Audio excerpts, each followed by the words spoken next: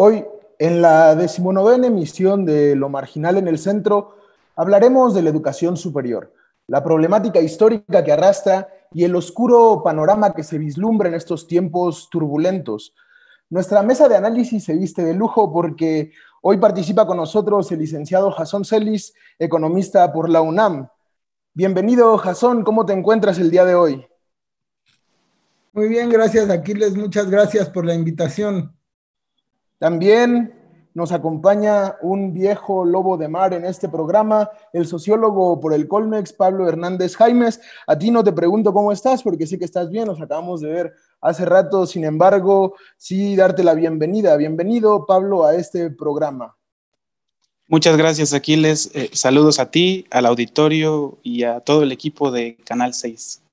Y también Gracias. debuta, gracias a ti, Pablo, hoy debuta con nosotros Isolda Morán, estudiante de Administración Pública de la Benemérita Universidad Autónoma de Puebla y líder de la Federación Nacional de Estudiantes Revolucionarios Rafael Ramírez.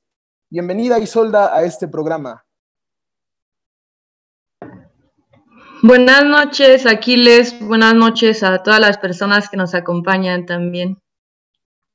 Bienvenidos sean todos a Lo Marginal en el Centro. Lo he dicho anteriormente, en este programa nos gusta bajar a pie de calle, introducirnos en las cosas de la vida cotidiana, mancharnos los pies en el lodo y recuperar las experiencias prácticas de las distintas luchas sociales. Hoy no venimos pues a discutir desde un escaparate teórico los problemas de la educación superior y de la universidad. Hoy venimos a verter las experiencias reales, las dificultades cotidianas de los más desfavorecidos que se tienen que sacrificar día sí y día también para sobresalir en el cada vez más mermado sistema educativo y garantizar un lugar en el cada vez más mermado mercado de trabajo. Sin más dilación, quisiera comenzar preguntándote, Pablo, ¿cómo está estructurado el modelo de educación superior en México? ¿Qué ha planteado la Cuarta T al respecto, al respecto de esta situación de la educación superior y cuáles son los resultados en materia en estos 2 años de gobierno? Ok, bueno, la pregunta es un poco extensa, trataré de ser muy puntual.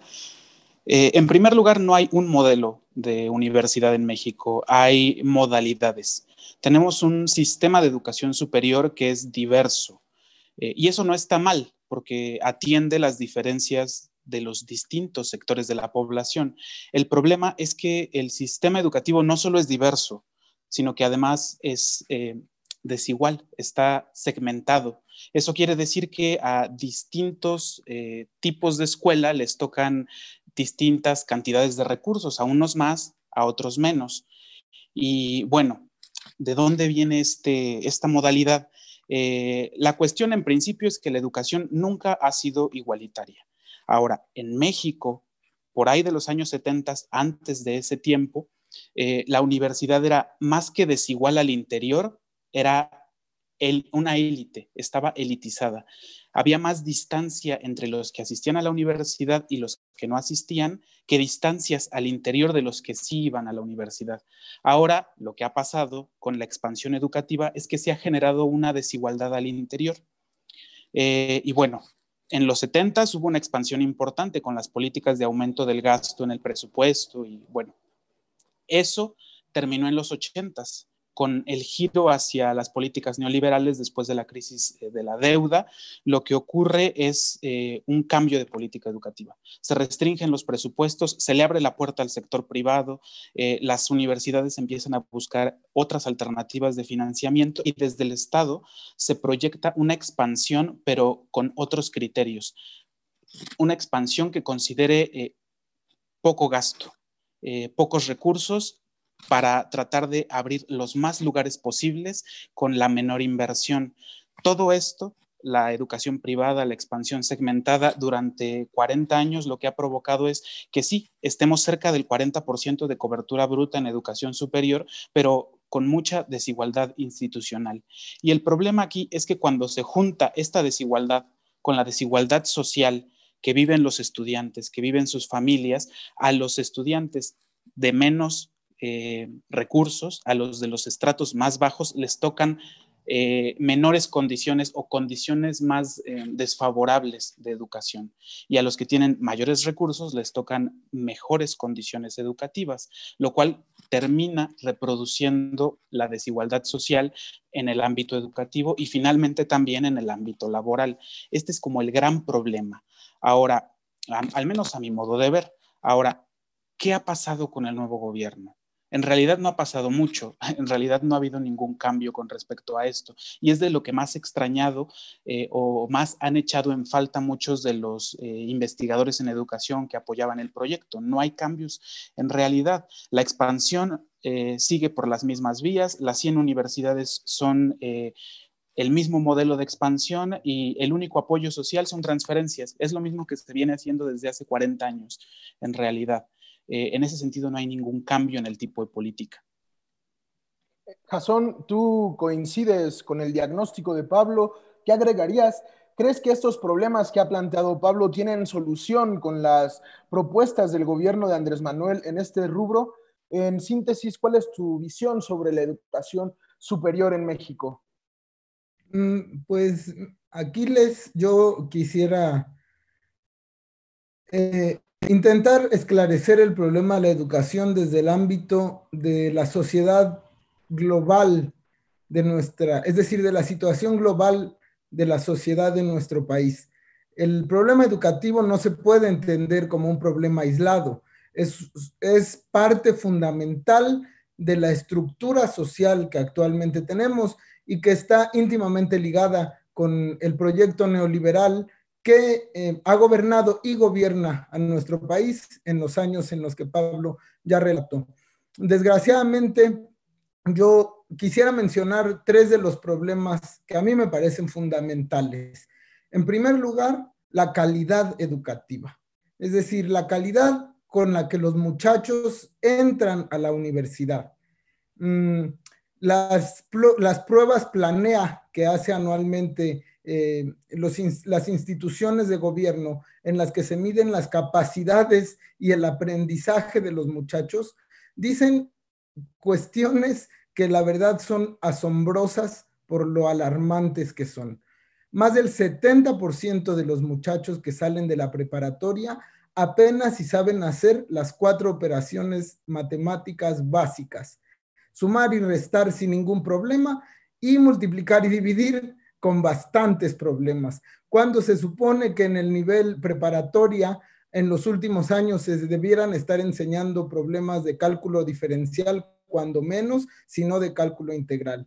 Y eso hace, por otro lado, en cuanto a la comprensión lectora, a la comprensión de textos en general, casi el 40%, el 35% de los muchachos apenas si entiende el texto, pero no es capaz de repetir con sus palabras lo que dice un artículo de opinión, ni mucho menos hacer una síntesis o algún análisis de lo que se dice, sacar conclusiones o perspectivas. Y el problema fundamental es que la mayoría de los alumnos universitarios entran siendo analfabetas funcionales.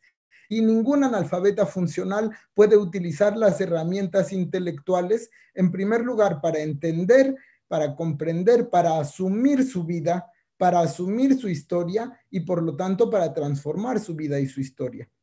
En segundo lugar, la cantidad de recursos que recibe cada muchacho, la verdad es que es alarmante, ¿no? En este momento, un año después, en 2020, en el segundo informe de gobierno, dice el presidente que solo 370,000 jóvenes de educación superior recibieron la beca que se llama Jóvenes Escribiendo el Futuro, que está dedicado precisamente a la educación superior.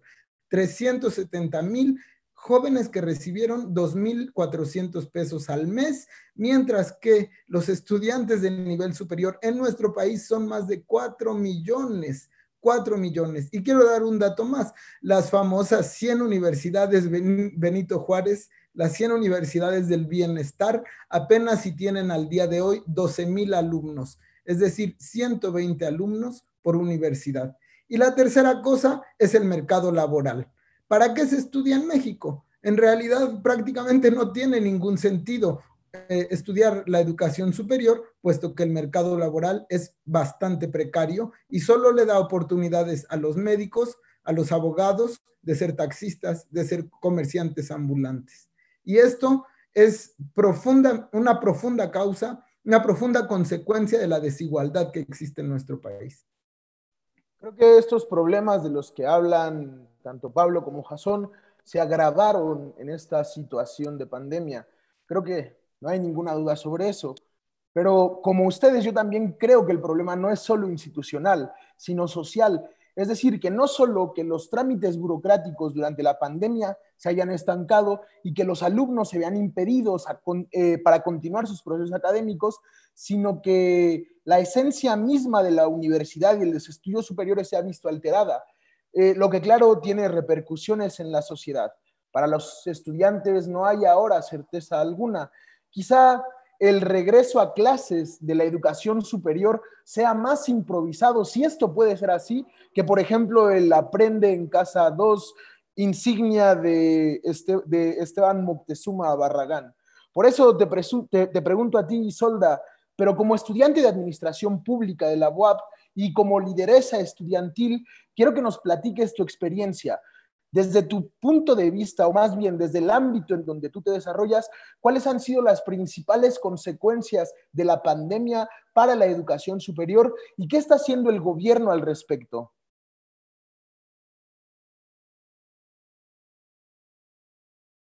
Yo creo que tienes apagado tu micrófono.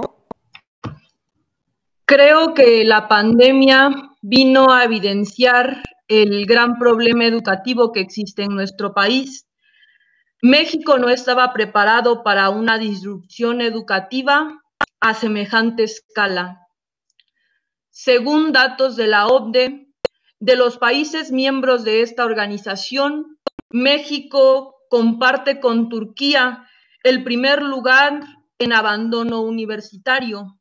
Aunado a esto, según datos oficiales presentados por la misma Secretaría de Educación Pública, más de 100 millones de estudiantes se van a ver rezagados en el tema educativo debido a la pandemia.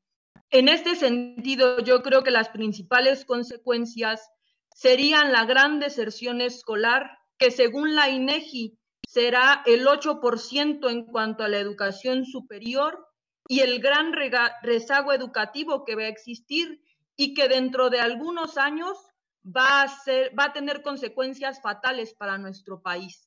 Según investigaciones internacionales, el desarrollo educativo en los diferentes países es un tema muy importante.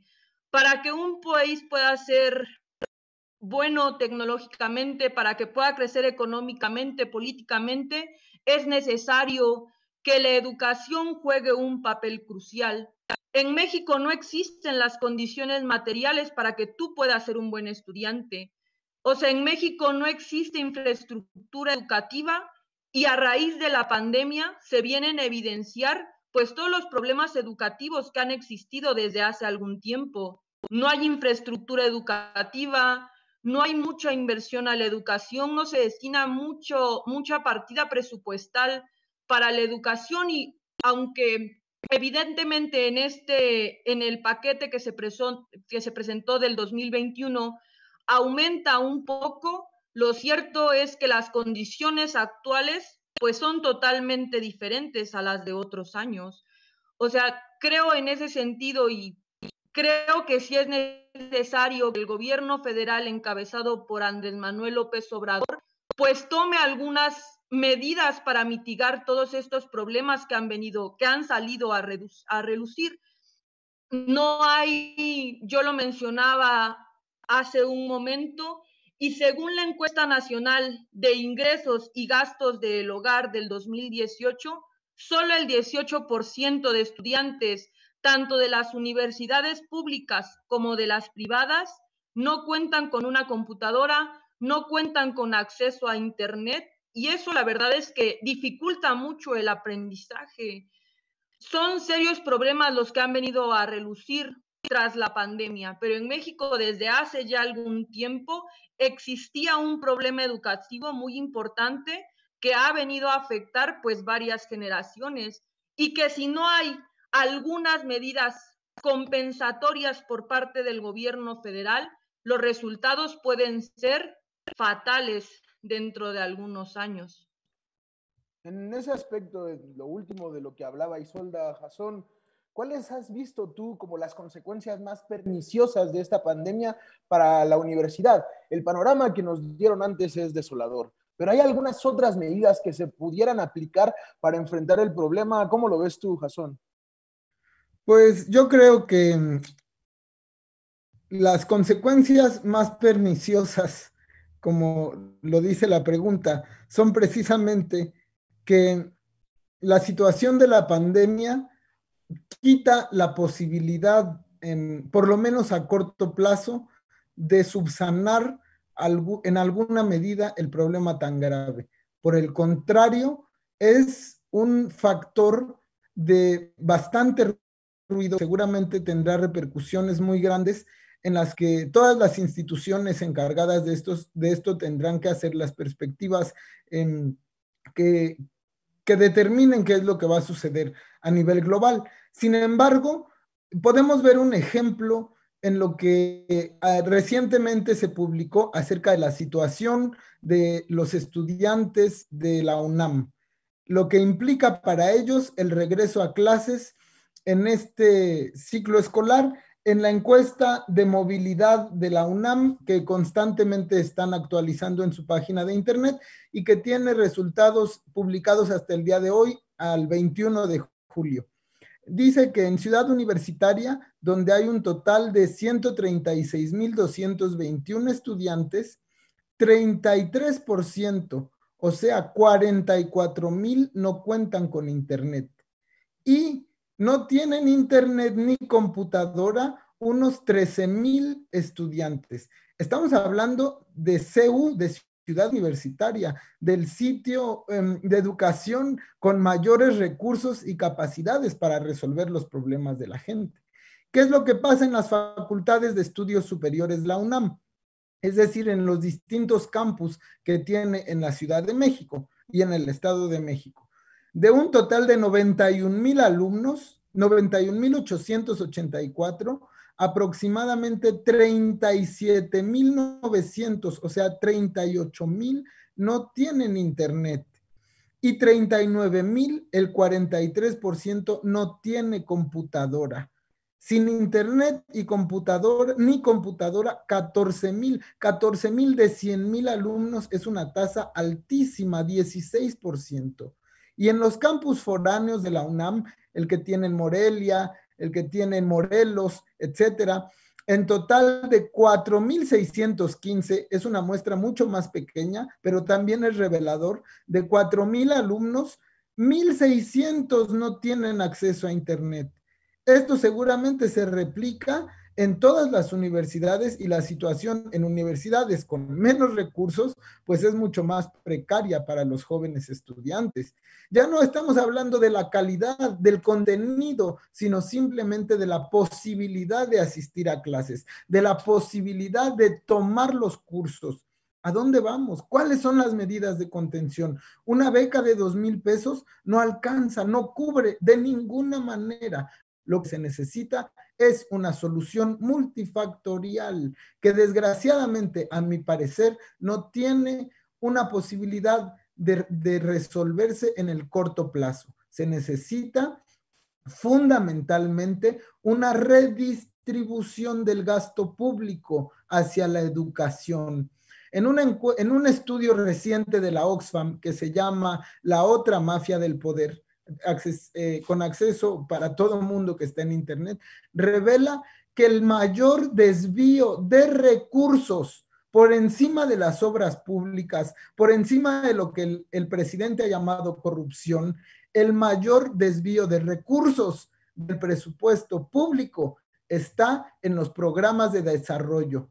Y particularmente de este rubro de programas de desarrollo, el mayor desvío de recursos, aproximadamente del 30%, está precisamente en la educación, los programas y el recurso destinado a la educación.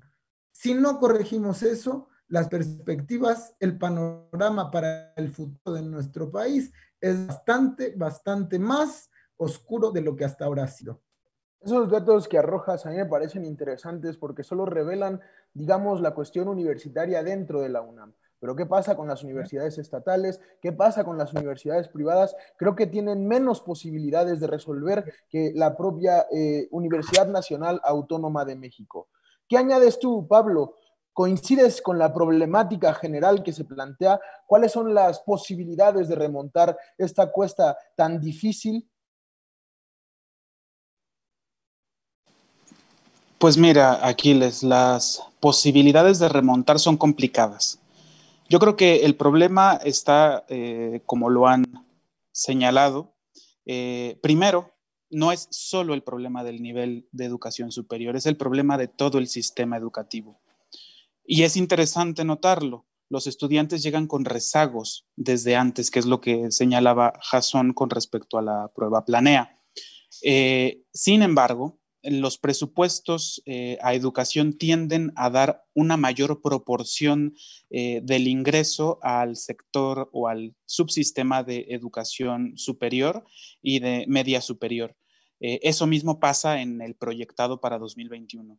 O sea, la educación básica está como en segundo o tercer lugar, más bien en tercer lugar dentro de las prioridades presupuestarias. Eso en primer lugar. Lo cual, bueno, no contribuye a solucionar los problemas de educación entre niveles educativos. Pero además, viene otra cuestión. Dentro del mismo presupuesto, la tendencia que ha seguido el actual gobierno es a reducir los montos destinados a infraestructura, equipamiento y formación docente. ¿Qué tipo de escuela funciona solamente con alumnos? Ninguna. Se necesitan todos los elementos. Aquí es interesante rescatar lo que señalaba Jason como una solución multifactorial para un problema de larga data que solo se va a poder solucionar en un tiempo relativamente prolongado. Si no se emprenden acciones ahora, el tiempo pues no llegará, porque sin acciones no habrá solución posible, ¿no? Y lo que se ha observado ahora, pues es una reorientación de los recursos hacia las transferencias. Y no es que estén mal, refuerzan en alguna medida los ingresos familiares, pero son bastante ineficientes para atender el problema educativo en su conjunto. En ese sentido, proponer una solución parcial y unilateral, pues el problema del que hablamos y el que nos interesa solucionar en este caso, pues no se va a resolver. Esa es la cuestión. Ahora, el COVID, la crisis sanitaria, no solamente ha traído implicaciones a la salud de la población, sino también implicaciones económicas que ya conocemos bastante bien y que se han tratado aquí y en otros espacios y bueno, son de dominio popular e incluso la gente los vive, no les vamos a ir a contar. Y bueno, ¿qué hace? ¿Qué hacen estas crisis? Reducen los recursos disponibles, tanto materiales como de tiempo, para que los estudiantes puedan dedicarse a la escuela. Reducen las capacidades incluso de atención por los problemas familiares que puedan estar enfrentando. A final de cuentas, quienes tengan mejores condiciones para enfrentar la pandemia lo harán. Quienes no, pues sencillamente no.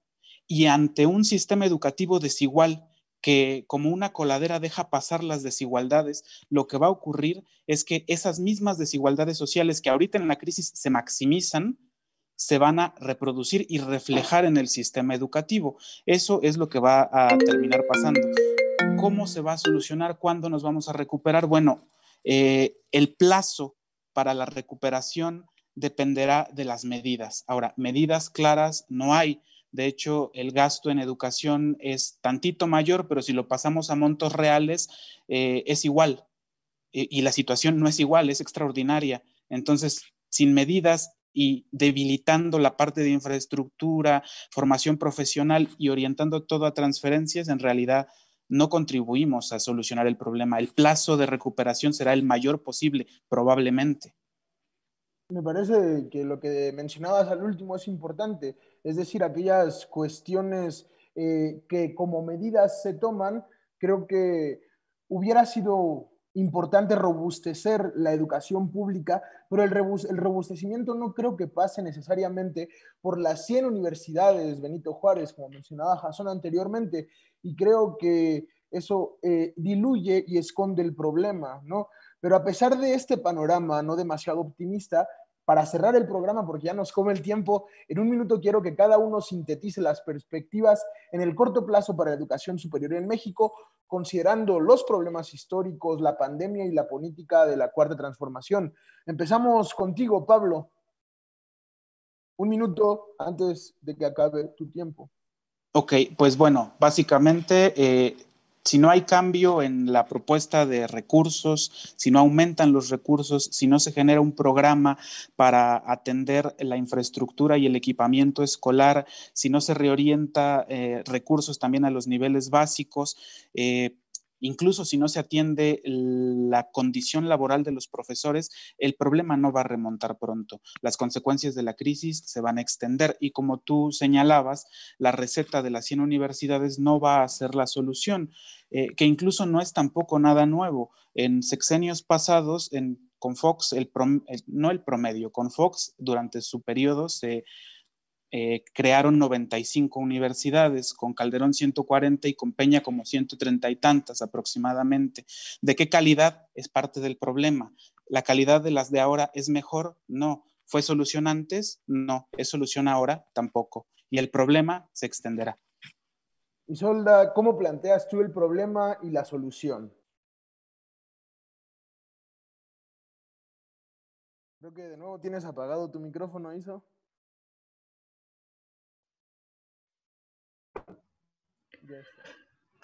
Creo que debe de haber un plan serio por parte del gobierno federal para atacar todos los problemas que hace un momento se estaban mencionando.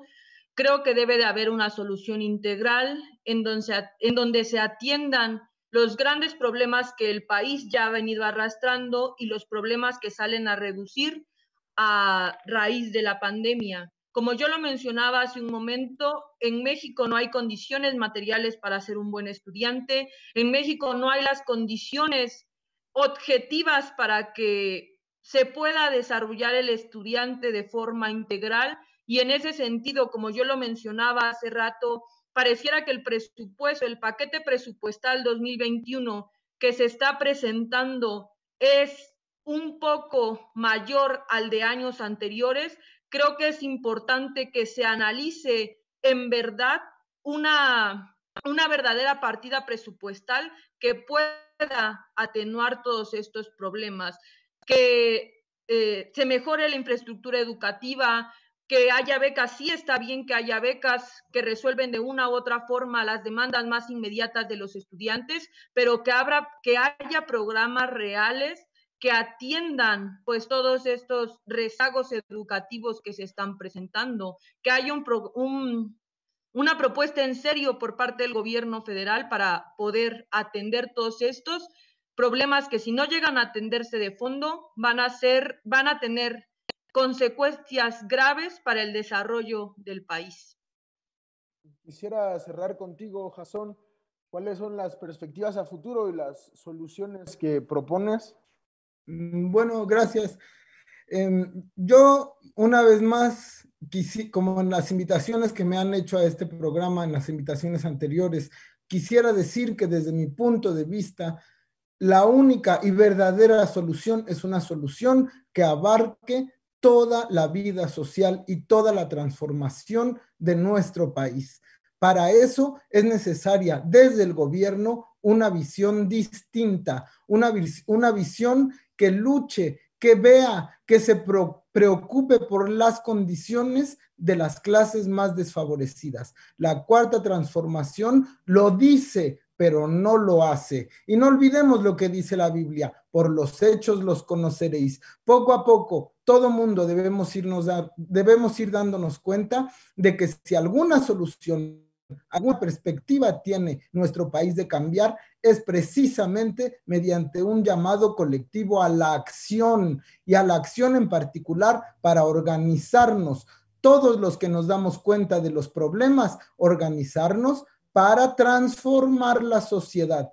Y solo juntos solo con un proyecto, una visión de país distinta, unificada por todos los que queramos que las condiciones cambien, en particular por los jóvenes, por los estudiantes, por los maestros organizados para cambiar los problemas que a ellos les atañen. Esa es la única verdadera posibilidad de cambiar nuestra realidad. Probablemente no sea a corto plazo, pero si alguna posibilidad hay, es esa. Bueno, esto ha sido todo en Lo Marginal en el Centro. Muchas gracias a los participantes. Espero que nos podamos ver en otras ocasiones. Decía Terry Eagleton que no hay que ser optimistas cuando las condiciones materiales no lo permiten, que el optimismo nulifica la capacidad de acción de la gente, pero hay que tener esperanza en un mejor futuro de lucha, yo creo. Creo también que es importante porque el pesimismo también es extenuante. Me acuerdo, por ejemplo, de Borges, que en su poema Límites hacía referencia al tiempo y al futuro, y en una lectura llena de desesperanza mencionaba que todas las salidas estaban cerradas, que ya no hay futuro, que la humanidad está cerrada dentro de sus propias paredes, que lo que se veía hacia el futuro solo era el reflejo, la ilusión y que todo estaba acabado.